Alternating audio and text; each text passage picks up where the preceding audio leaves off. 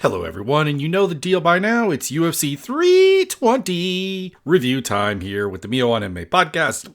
The card was pretty damn good, actually, all things considered. Even the fights that I wasn't really looking forward to delivered probably more than I expected. Looking specifically at the main event, Alex Pereira doing his thing against Magomed Ankalaev, crushing him very, very quickly, doing the things that I wish he had done in the first fight and absolutely perfecting it. Jiří Procházka versus Khalil Rountree was a dope fight. Expected that. Merab Dvalishvili versus Cory Sandhagen was as good as it was going to be. There was never really a moment that I thought Sandhagen was getting purchased for the win, which kind of sucks the life out of it a little bit, but it was plenty exciting. There wasn't a dull moment in it, and it like I said, it was as good as it could be. Youssef Zalal made short work of Josh Emmett. Joe Pyfer versus Abus Magomedov was a fun time, although a bit weird that Pyfer got a performance of the night bonus and Zalal did not, and that they made an exception for a third one for Pyfer and not for Zalal, who again had a, in my opinion, much better performance.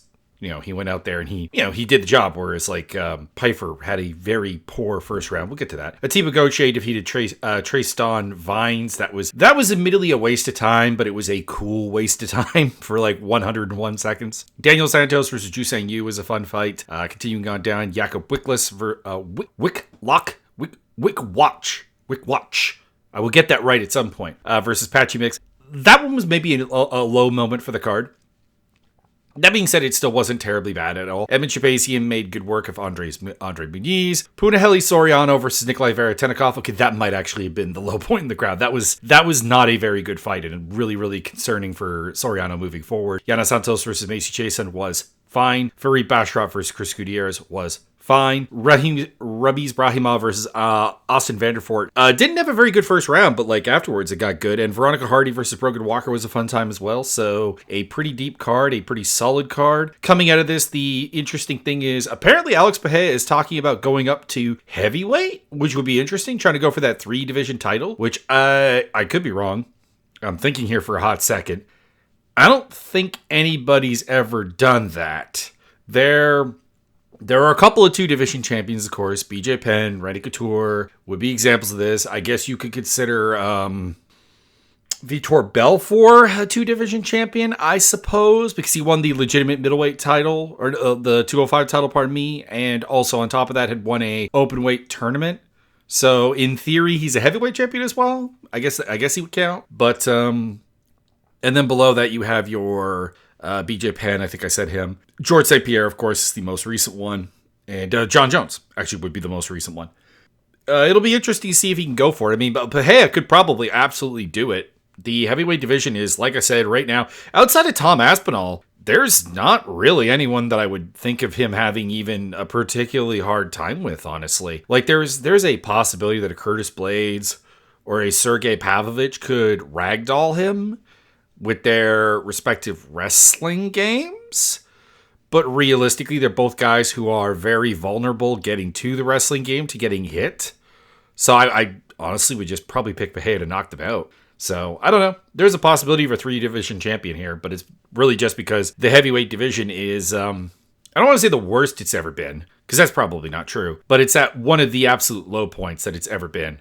And it really just comes down to the fact that the UFC mishandles that weight class repetitively. They don't seem to want to go out and pay big money for heavyweights from elsewhere. They did get Delia from PFL, but there's also the cutting of Martin Budai and stuff, guys who like it or not are good, whether they're exciting or not, they're good. And it really makes that division hard to build. And of course, that's not even getting into the Francis Ngannou thing, which as much as I don't think the UFC should have re-signed Ngannou on the terms that he was trying to get, it is a problem moving forward that they don't view anybody as irreplaceable. And that is it's a problem for us fans. It's not a problem for the promotion. But anyway, enough talk about that. Otherwise, I don't think I have any really storylines to talk about coming out of this other than the UFC literally putting up the main event on YouTube for free. So congrats to the guys who paid for the pay-per-view, like myself.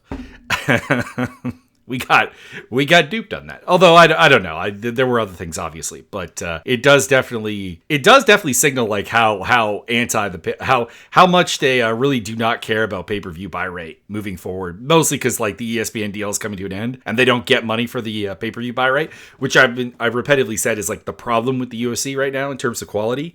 Is the fact that there is no link between their revenue and how good the cards are is not good. And that's why I'm not really looking forward to this Paramount deal. But anyways, let's talk about the fights. I don't have much more to say about the Alex Pereira versus Magomed Ankalaev fight, because basically it was Pereira figuring out that I need to move forward, I need to pressure, I need to put Ankalaev on the back foot, and Ankalaev on the back foot is hittable, and you can put him down. And the fact that he is not like his first instinct is not to wrestle means that he isn't even really going to try and counter wrestle or punish your forward movement with the threat of a takedown. And he boxed him up, he collapsed him, he won, and welcome back to the title, Alex Pereira. You've got the belt once again, amigo. And like I said, I don't have anything else to say about that, really. Honestly, it's just the speculation of whether he'll go up to heavyweight. But the UFC is probably really, really, really, really happy about this because they did not like having Ankalaev as a title, as a champion. And Herb Dean really took a sweet time putting this one to bed with the stoppage. Cory Sandhagen versus Merab Dvalishvili. All right, so Sandhagen comes out and he actually does pretty well in the first round. I'm kind of curious, what does the UFC stats on this one actually say? Has UFC stats, he outlands him 58-32 in the round. He gets taken down once for just 52 seconds of top control, fought off the wrestling well, did the job. But the thing was coming out of that round is that winning the first round against Merab is never really the problem. His style requires a little bit of run time to get going, to tire you down, to find the right entries, to find the right takedowns. And as a result, despite the fact that it was a round for Sandhagen, didn't really fill me with a lot of hope. And then round 2 comes around, and I'm pretty sure this was a 10-8 round for Merab because he outlanded him 33-2 in significant strikes, 73-23 overall, 3 minutes and 43 seconds top control, 8 takedowns in a single round. That's more than most people get in a fight. And there's, of course, the discussion online about Merab's takedowns, and it's like, well, he gets a lot of them because he doesn't hold people down. Sure, absolutely, totally. The control part of Merab's game is not particularly solid. He is not going to lock you down or anything like that. But he doesn't need to. Like, that's not a requirement for his game to work. He will mat return you. He will keep you caught up in the wrestling chain. He will do all of those things that you got to do. And it is up to you to try to figure out a way to fight clear. And Sandhagen was not able to in this round. And he got beat up. He got hurt. He got seriously hurt a number of times. We move on. Round 3 comes around. Merab versus Cory Sandhagen. And this is the classic Merab round. 3 takedowns for about 2 minutes of top control. Outlanded him 46-24. Did his thing. This is the classic round. 10-9 Merab. Go. Moving on. Round 4. Now, round 4 I scored for Sandhagen. I might have to go back and watch that one again. Maybe. I don't know. Like, it was a round that I definitely could see going for Merab. But I had Sandhagen on top until a late takedown by Merab into a Darce choke, which there was like no scramble, no panic, no nothing from Sandhagen, which led me to believe that it just really wasn't locked on. Or that there just wasn't enough time. But either way, I didn't think that was enough to win the round. I might be wrong. I could be wrong. I'm fine if you scored this round also for Merab. But I had Sandhagen in front of before that, and I just didn't think that was particularly germane to the scorecards. And then round 5 is another typical Merab round. 6 takedowns, 2 minutes of top control, outlands him 61-23, does the deed, outlands him in significant strikes as well, does more damage, blah, blah, blah. Takes the fight, in my opinion, 3 rounds to 2 with a 10-8 round in there, so that would be a 48-46 card, and with a 49-45 being a perfectly fine scorecard as well. So Merab does the deed, and there are people that are like giving Sandhagen a hard time off this, and I don't get it. I thought Sandhagen fought as well as he could. I just didn't think there was a way for him to win this fight. Like, it's kind of the problem is that, like, I'm happy he got his title shot. I just don't think he has the championship level capability because he is vulnerable to being wrestled like this, and he does not have one-shot nuclear power. He has basically all the weaknesses of Sean O'Malley without the pauses of Sean O'Malley, essentially. So he did what he could. He fought well. He took 2 rounds, in my opinion, and he deserves applause for that. But at the end of the day, yeah, Merab took this pretty easily, and I kind of figured that. Merab called out people he's already beaten after the fight, which is not great.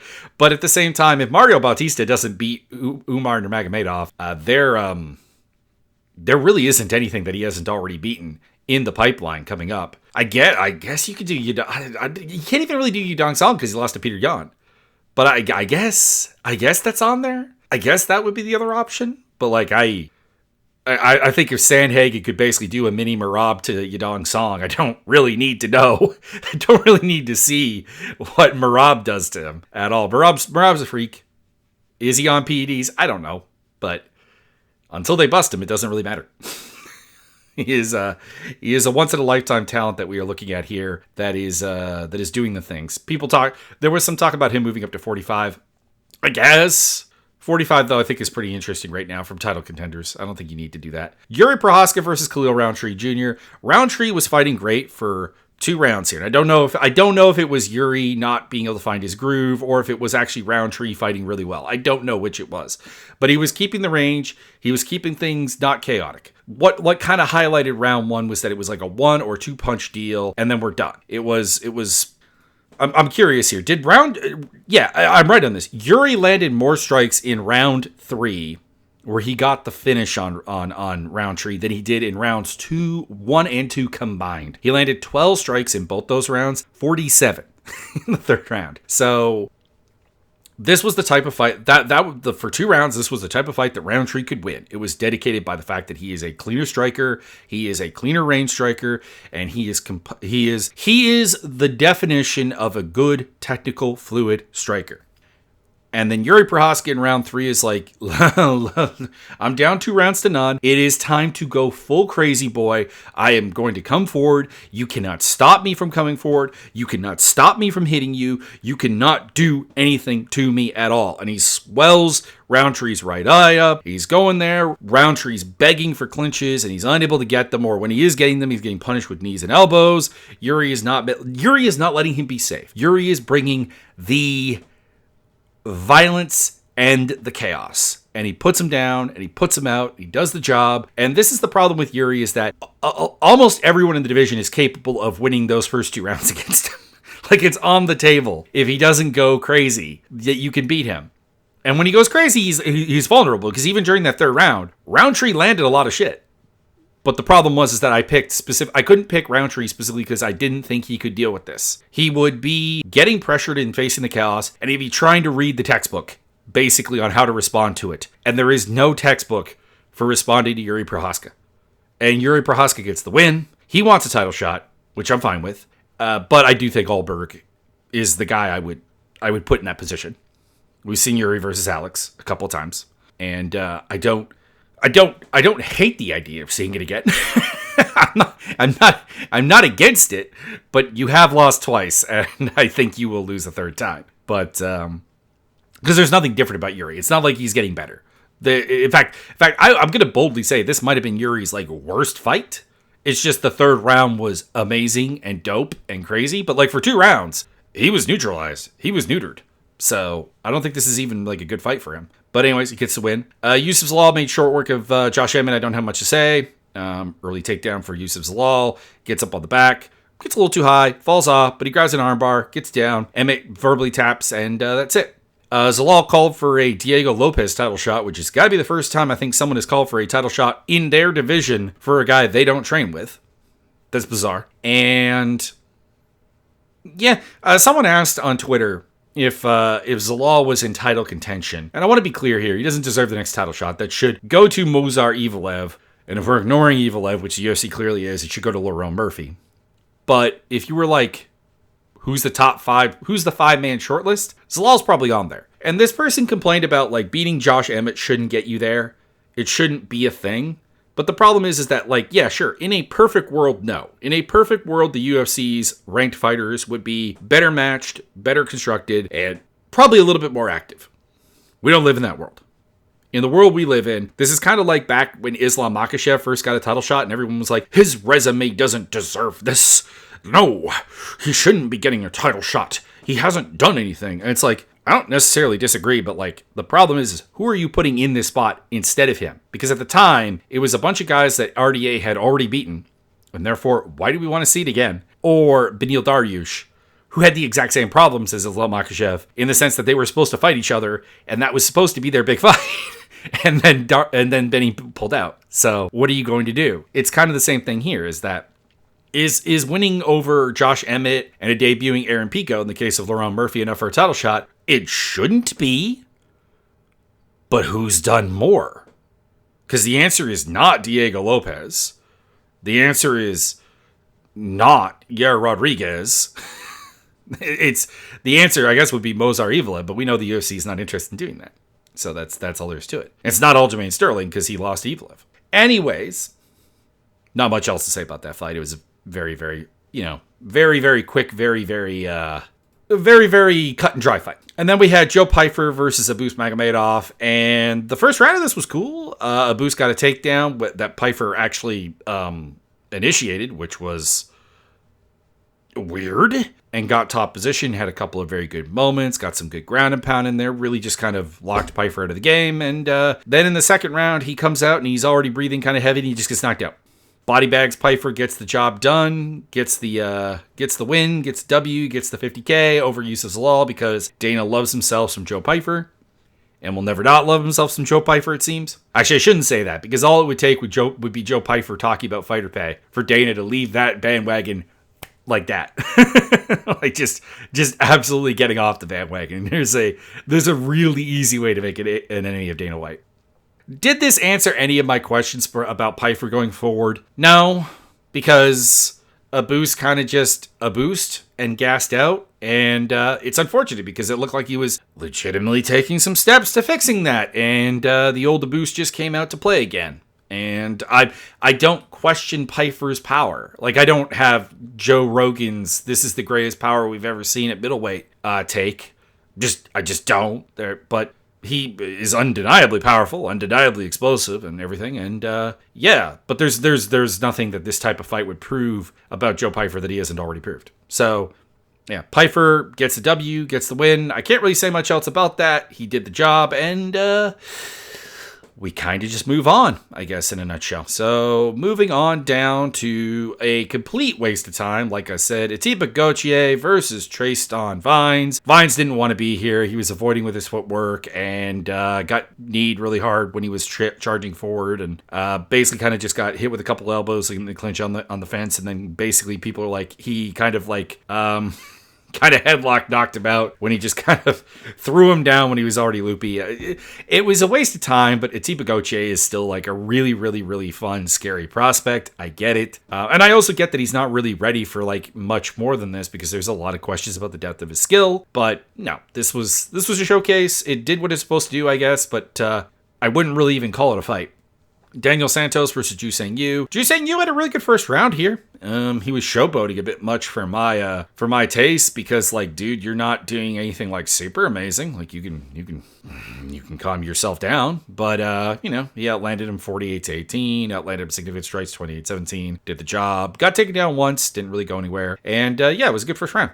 And then Santos is like channeling his inner Alex Bahia later on in the night and was like, I'm gonna march forward and just keep hitting you, and there's nothing you can do to stop me. And he melted him. So I was wrong about this fight. This was one of the fights I got wrong here. I picked Ankalaev. That was wrong. I picked Ju Sang Yu. That was wrong. I picked Patchy Mix. That was wrong, although some people scored that for Mix. I don't have a problem with that, but we'll talk about it in more detail. But I did think an argument that Wick Watch won is very much there. And then who else did I pick that lost? Vandervoort. So I had 4 losses on the night. This was probably the one that I was the most, I don't know if I want to say the most off on, most disappointed, I guess, because I do think that if Ju Sang Yu took things a little bit more seriously and a little bit less of the showboating to the crowd and so on, he probably absolutely could beat Daniel Santos, but instead he just kind of let Santos get angry and bull rush him.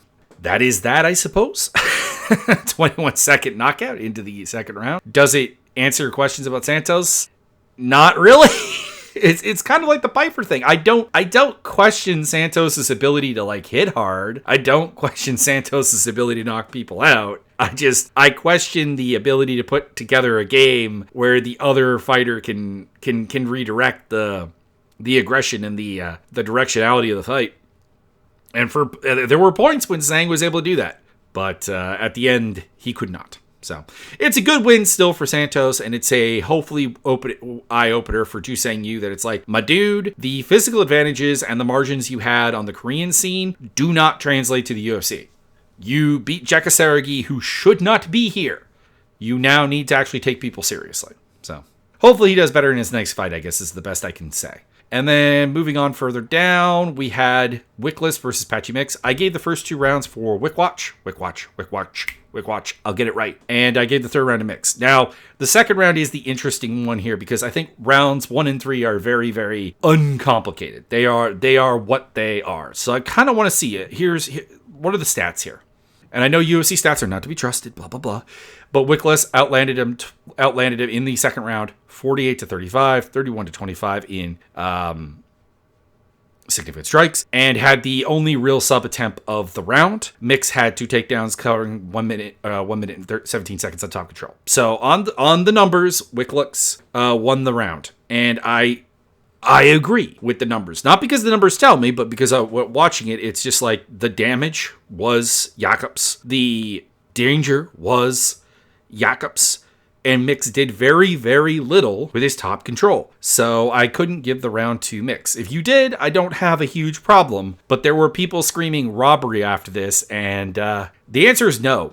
The most interesting thing about this fight was the UFC commentator crew trying to hype this fight up as a big deal, because it's a Bellator champ versus a KSW champ, without saying Bellator or KSW, which to me is really, really weird. Get over it. Bellator is dead. You can say Bellator. You can treat Bellator the way you treat Pride, and it will be fine. And KSW does not compete with the UFC on any of their markets. Like, they are very much a European, predominantly Central and Eastern European promotion, and that's all that they really seem to want to be. Like, it just doesn't go any further. So, if you're going to sign KSW, guys, and you want to make it seem like a big deal, do it. Do it. Your fans are not going to go seek out a Polish promotion and leave you. Like, it's not going to happen. The people who are going to watch a Polish promotion are like me, who are still going to watch your promotion. So chill, relax. Just let the commentators not have to do these guys are really, really big. They're big champions in a promotion that I can't talk about. So that was weird and the most interesting thing about the fight. But it obviously, coming out of it, there's a big problem for Patchy Mix now, because losing to Mario Bautista, not necessarily a problem. Mario Bautista is actually very good. Losing to Wickwatch, not necessarily even that bad. But this fight was ugly, and his performance against Bautista were ugly. It's not going well. And it is, I will freely admit that I am shocked by it, because I thought that the Bellator bantamweight division was actually fairly good, and Mix cut through it. Like, that's the thing. It was like one of the few divisions I thought there was actual, I don't want to say parity with the UFC, but like something resembling like a couple of dudes who were UFC level in the division that Patchy Mix beat. And it just seems like that was not remotely the case. Either that or Mix is currently just absolutely crapping the bed. Take your pick, I guess. Edmund Shabazian knocked out Andre Muniz. I hate to say this again, but say it with me. It doesn't tell me anything about the fighter, because Shabazian's issue is that he wins round 1, and he usually is competitive for a while, and then he combusts. And we didn't get to that point, and he knocked him out. And Muniz is very fragile, so didn't learn much.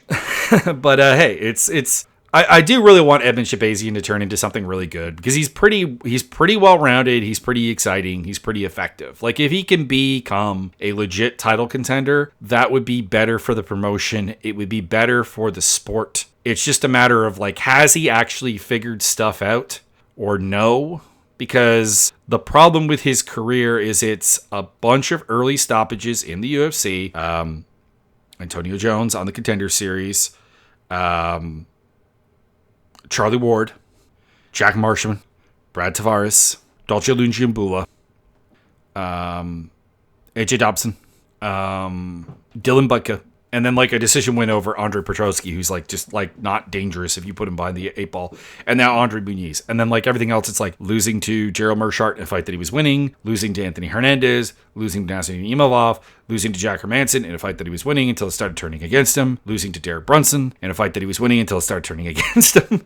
And there's no shame in any of these losses. Like there are a lot of fighters that would go 0-5 against the 5 dudes I just mentioned. Imavov is probably going to be fighting for a title. Hermanson's been like just kind of an outside contender for a long time. Brunson had a long time up there.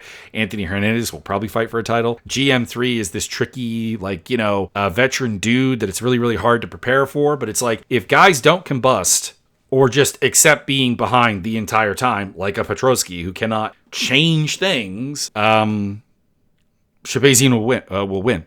Or will lose, I should say. And this fight just didn't dispel that. So anyways, I'm hoping the next one does. Punahele Soriano versus Nikolai Veretennikov. This was not a good fight. Soriano was able to find takedowns fairly easily. I scored all 3 rounds for him. There is, I guess, some play to. No, you know what? I'm gonna say there really isn't, because like Veretennikov's whole thing was like pulling guillotines like on every takedown attempt, and that was like the closest thing he had to like. He was like standing for less than 1 minute of each round. Like, his game is very much determined by just being bigger and being able to bully people, and when you take that away from him, he loses. And Soriano gassed out. Wasn't a great performance. Not a great one, but like a clear-cut win for him. So at least he gets to move on to the next round, I guess, of his career. Yana Santos beat up Macy Chiasson, who missed weight. I'm going to briefly defend Chiasson here for like a hot second. This girl was signed as a 145er.